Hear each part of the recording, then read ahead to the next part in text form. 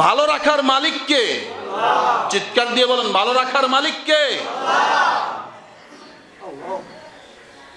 নাকি কোনো খাজা বাবা? কোনো খাজা বাবা?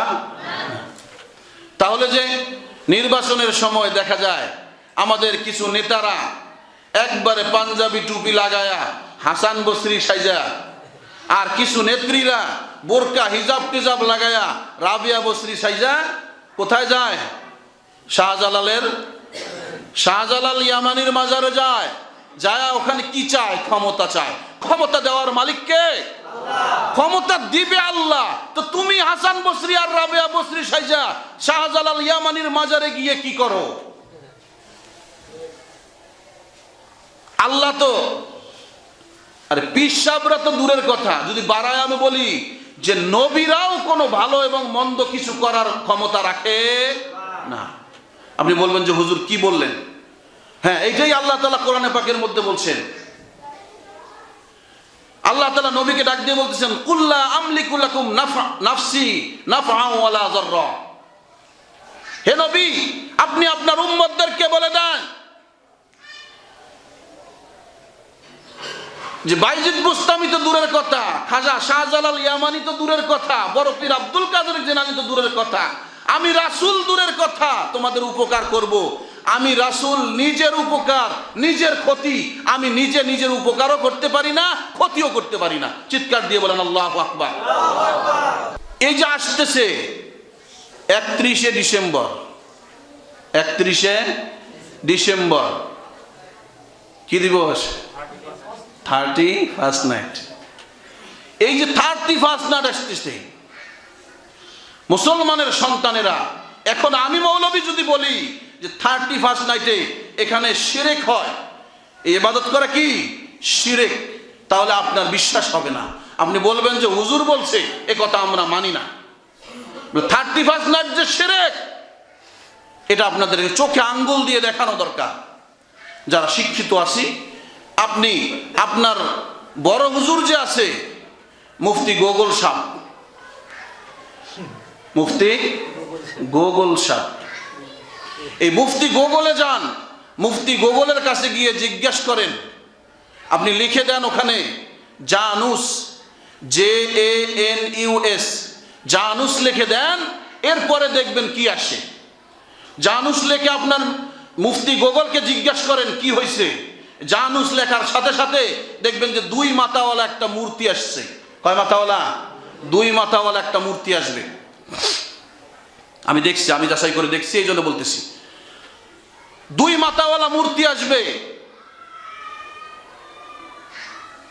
রোমান মুশরিকরা, খ্রিস্ট ধর্মের আগে রোমান মুশরিকরা, অনেক বড় ইতিহাস, সংক্ষেপে বলতেছি, রোমান মুশরিকেরা এই জানুস দেবতার পূজা করত।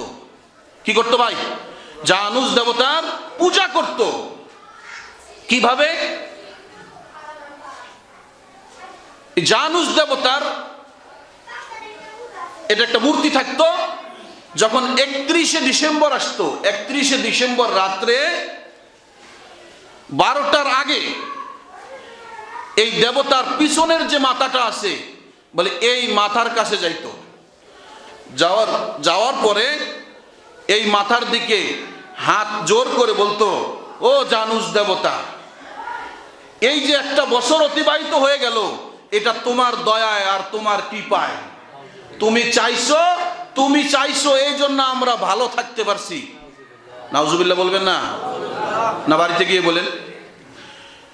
ভালো রাখার মালিক কে? চিৎকার দিয়ে বলেন, ভালো রাখার মালিক কে?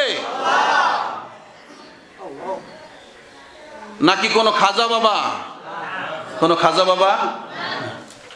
তাহলে যে নির্বাচনের সময় দেখা যায় আমাদের কিছু নেতারা একবারে পাঞ্জাবি টুপি লাগায়া হাসান বসরি সাইজা, আর কিছু নেত্রীরা বোরকা হিজাব লাগায়া রাবিয়া বসরি সাইজা কোথায় যায়? শাহজালাল ইয়ামানির মাজারে যায়। যায় ওখানে কি চায়? ক্ষমতা চায়। ক্ষমতা দেওয়ার মালিক কে? ক্ষমতা দিবে আল্লাহ। তো তুমি হাসান বসরি আর রাবিয়া বসরি সাইজা শাহজালাল ইয়ামানির মাজারে গিয়ে কি করো? আল্লাহ তো, আরে পীর সাহেবরা তো দূরের কথা, যদি বাড়ায় আমি বলি যে নবীরাও কোনো ভালো এবং মন্দ কিছু করার ক্ষমতা রাখে না। আপনি বলবেন যে হুজুর কি বললেন? হ্যাঁ, এইটাই আল্লাহ তাআলা কোরআনে পাকের মধ্যে বলছেন। আল্লাহ তাআলা নবীকে ডাক দিয়ে বলতেছেন, কুল্লা আমলিকু লাকুম নাফসি নাফআ ওয়ালা যাররা। হে নবী, আপনি আপনার উম্মতদেরকে বলে দেন যে বাইজিদ বুস্তামি তো দূরের কথা, খাজা শাহজালাল ইয়ামানি তো দূরের কথা, বড় পীর আব্দুল কাদের জিলানী তো দূরের কথা, আমি রাসূল দূরের কথা তোমাদের উপকার করব। আমি রাসূল নিজের উপকার নিজের ক্ষতি, আমি নিজের উপকারও করতে পারি না, ক্ষতিও করতে পারি না। চিৎকার দিয়ে বলেন আল্লাহু আকবার। রাসূল নিজে বলতেছেন, আমি আমার ক্ষতি আমার লাভ আমি নিজে করার ক্ষমতা রাখি না। বলে রাখে কে তাহলে? বলে ইল্লা মা শা আল্লাহ। আল্লাহ বলতেছেন, ও আমার হাবিব, আপনার উম্মতদেরকে জানায় দেন সব ক্ষমতার মালিক একমাত্র কে? আল্লাহ।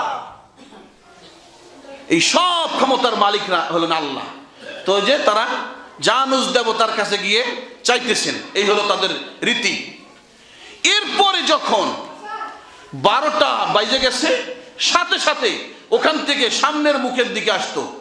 আসার পরে বলতেছে, ও আমার জানুস দেবতা, ও দেবতা, ও আমার প্রভু, 1 বছর তো অতিবাহিত হয়ে গেছে, সামনের বছরটা যে আমরা ভালো কাটাবো এটা আপনার দয়া আর আপনার কৃপায় হবে। এই জন্য আপনাকে খুশি করা দরকার, আপনার পূজা করতেছি, আপনাকে খুশি করতেছি, সামনের বছরটা যেন আমরা ভালোভাবে কাটাইতে পারি। তাদের উদ্দেশ্য দেখেন। বলে এই জিনিসটাকেই শয়তান ওই চটকদার নাম দিয়ে 31st নাইট, এখন যদি আপনাকে আমাকে এসে বলে যে ওই জানুস দেবতার পূজা করো, তাহলে মুসলমানের সন্তান কেউ দেবতার পূজা করতে যাবে না। এই জন্য এটার নাম পরিবর্তন করে 31st নাইট নাম দিয়া পুরা মুসলমান সমাজের মধ্যে এটাকে সরাই দিছে। আর মুসলমানের সন্তানেরা এই দিনে হাজার হাজার লক্ষ লক্ষ টাকা খরচ করে এই রাতকে উদযাপন করতেছেন। কথা বলেন ঠিক কিনা? যেই দেশে আজও শীতের কাপড়ের অভাবে মানুষ কেঁপে কেঁপে মারা যাচ্ছে পর্যন্ত, যে দেশের মানুষ এখনো ফুটপাতে না খেয়ে ক্ষুধার তাড়নায় ছটফট করতেছে, সেই দেশে লক্ষ লক্ষ কোটি কোটি টাকা এই 31st নাইটের নামে খরচ হচ্ছে কি হচ্ছে না? এটা কোন ধরনের সভ্যতা? মুসলমান সাবধান হওয়া দরকার যে আমার করার কি দরকার ছিল, আমি কি করতেছি? শিরক করতেছি, বলে আমার ঈমান নষ্ট করে দিতেছি, ঈমানকে নষ্ট করে দিতেছি, আর এটা আমার মনেও হচ্ছে না যেটা আমি শিরক করতেছি। সেই জন্য আমাদের কথা তো আপনারা মানবেন না, আপনার গুগল মুফতির কাছে জিজ্ঞেস করেন গিয়ে, যদি বিশ্বাস না হয় এখানে হিস্টোরি, পুরা হিস্টোরি দেওয়া আছে, আপনি ইংরেজিতে দেওয়া আছে, পড়ে নিয়ে। তাদের থেকে এগুলো আসছে, প্যাগানদের থেকে এগুলো আসছে, যারা প্রকৃতি পূজারী মুশরিক যারা, বলে এই মুশরিকদের বিধান আজকে আমরা মেনে নিয়েছি। মুসলমানের সন্তান হয়ে কেন 31st নাইটে আমরা উদযাপন করব? এই ভাষার সঙ্গে না আমার সম্পর্ক আছে, না আমার মায়ের সম্পর্ক আছে, না আমার দেশের সম্পর্ক আছে। আমাদের রাষ্ট্রীয় ভাষা ইংলিশ ভাষা, এই ভাষা কি আমাদের রাষ্ট্রীয় ভাষা? আমাদের নিজের ভাষা, আমার মাতৃভাষা, কোনো সম্পর্ক নাই। তাহলে তুমি কেন এই দিন উদযাপন করবা? মুসলমান আমাদেরকে একটু চিন্তা করা দরকার। মুসলমান আজকে আমি খুশি হই, আজকে আমি খুশি হই কখন? কি বলে, আর্জেন্টিনা যখন জয়লাভ করে তখন মুসলমানরা মিছিল বের করে, আনন্দ মিছিল, হাসি তামাশা রং তামাশায় ভরে যায়। আমি বলবো যে আর্জেন্টিনা কি তোমার সঙ্গে কি তার কোনো ভাষাগত সম্পর্ক আছে, জাতিগত সম্পর্ক আছে, দেশগত সম্পর্কও নাই, মাতৃ সম্পর্কও নাই? তাহলে ওখানে কেন খুশি হও? যে মুসলমানের তো খুশি হওয়ার দরকার ছিল যখন তালেবানেরা আমেরিকার কুত্তাদেরকে কুকুরের মতো তারায়া তাদের দেশকে স্বাধীন করেছিল। মুসলমান তখন তো তোমার খুশি হওয়ার কথা ছিল, কিন্তু মুসলমান ওই সময় খুশি আনন্দ উদযাপন করে নাই। মুসলমানের তো দুঃখ প্রকাশ করার কথা ছিল যে যখন রোহিঙ্গা এক বোনের টুকরো টুকরো লাশ আমার সামনে আসছিল, তখন তো আমার দুঃখিত হওয়ার কথা ছিল, কান্না করার কথা ছিল। কিন্তু মুসলমান ওই সময় কান্দে না যখন নেইমার ব্রাজিল যখন পরাজিত হয়ে দেশে কান্না করে ফিরে যায়, মুসলমানের সন্তান তাদের দুঃখে দুঃখিত হয়ে কান্না করে। কথা বলেন ঠিক কিনা? এই জন্য মুসলমান, এখানে তো তোমার কান্না করার কথা না। আজকে ফিলিস্তিনের মুসলমানদের উপর কি নির্যাতন করতেছে! একটা বাচ্চাকে পর্যন্ত তারা ছাড় দিতেছে না, একজন বৃদ্ধ মানুষকে পর্যন্ত ছাড় দিতেছে না, হাসপাতালের উপর আক্রমণ করতেছে। মুসলমান, এখানে তো তোমার আফসোস করার কথা, কিন্তু এখানে আফসোস নাই। আফসোস যেখানে করার কথা নয় সেখানে গিয়ে আমরা আফসোস করতেছি। কত নির্লজ্জ, কত বেহায়া হলে মানুষ এই ধরনের কাজ করতে পারে। এই জন্য যুবকদের পায়ে হাত দিয়ে আমি বলবো, যারা জিন্দেগিতে করি নাই তারা তো করি নাই, যারা করছি আজকে শোনার পর থেকে আরো এই 31st নাইট বা এই জাতীয় যত অনুষ্ঠান আছে এগুলোতে অংশগ্রহণ করব। কারা কারা করব না আল্লাহ তাআলাকে হাত উঠায় দেখায়। আল্লাহ তাআলা সকলকে কবুল করেন।